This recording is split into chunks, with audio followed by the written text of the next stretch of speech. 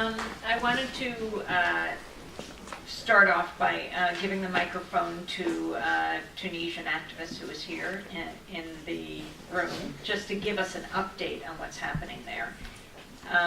If you would be willing to do that for a few minutes. Would you like an update or would like or analysis and how it fits into the story that we're talking about tonight, the history of Iran. Okay. Okay. So my name is Moez Habab. I work here in New York for a financial institution. Can you hear me well? Okay. And in fact, we are. I have here my friends here. Why don't you stand up? Okay. So I'm not used to this. So anyway, so I'm here with my friends. Yeah. So what we did, we organized last Saturday and also like yesterday in front of the UN rallies in support of democracy in Tunisia and supporting our fellows back home.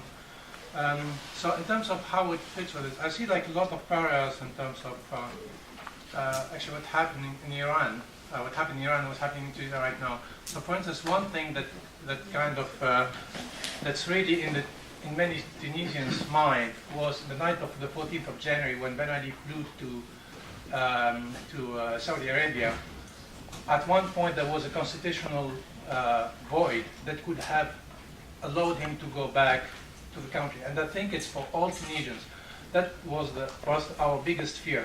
Not like the bullets that like protesters were taken, because one thing with the revolution in Tunisia, it was really by the people. So nobody was really, there was no political party behind it. It was like just the oppression and the corruption of the regime that really drove people to the streets. So for one night, everybody was scared that based on some technicalities on the constitution, Ben Ali was still one president for one night. So the next day, like it was corrected, and the head of the assembly became the interim president. In terms of like para, because when Michael first like invited us, I thought it was about discussion would be about like Facebook, Twitter, and the role of new technology in Tunisia. So is that something that? Yes, we'd be interested. Please. Okay. So one thing that I think Facebook, Twitters, and all like kind of social networks were extremely instrumental at was essentially a couple of points. One, the first thing was the speed of information. Before, like the same event or the same social unrest happened in Tunisia in 2008. And when it happened in 2008, basically these protests were quelled, but nobody heard about it because it was in an internal city in Tunis. So people heard rumors, but nothing.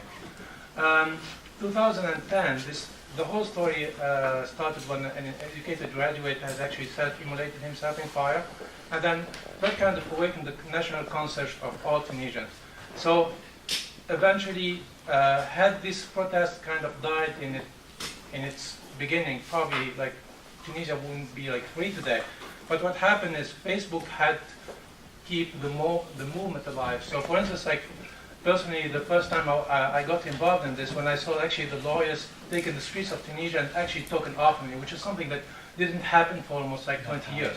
So the situation was like, even if you make the smallest criticism, you go to jail, or you have your business closed, or you have your family harassed. So it means people weren't afraid to speak up. So personally, like that kind of helped me to kind of overcome my fear of saying like, I'm here in the States, and you get like these people who are actually risking their professions, their lives for freedom of speech. And then the other thing that social networks were extremely useful at is more like adding the credibility of the information. So our like national TV is totally like the instrument of the propaganda of the regime, so we couldn't really trust it. And then at the same time, like Al Jazeera has no kind of representation in Tunisia. So what happened is almost like the Tunisian citizen became like almost like the citizen journalist. Just like for instance, I heard there's a demonstration in Sousse, so everybody will be posting videos of that. And when the protests start to become deadly, and then the Ben Ali cops start shooting at protesters, that's when basically it became like much more of a national movement, because it was saying like we can't go on like that anymore. And then people were taken more and more on the street. And in fact, that's why I think the revolution kind of succeeded in a week to overthrow a regime that has been there for 22 years. And then probably one last point I would touch upon is more like, promoting, encouraging participation and promoting national unity. For instance, somebody would call for like a demonstration somewhere. If nobody would go there, probably I would be scared. But when I see the number of people more and more, like you see in the invite, people on Facebook accepting, so that kind of help you overcome that fear and actually get invited. So I think it's Facebook, Twitter has been very helpful, but I think it's the key for the success of the Tunisian revolution was the Tunisians themselves, because had not been people on the street braving the bullets and fighting for freedom, we wouldn't be where we are today. Anytime.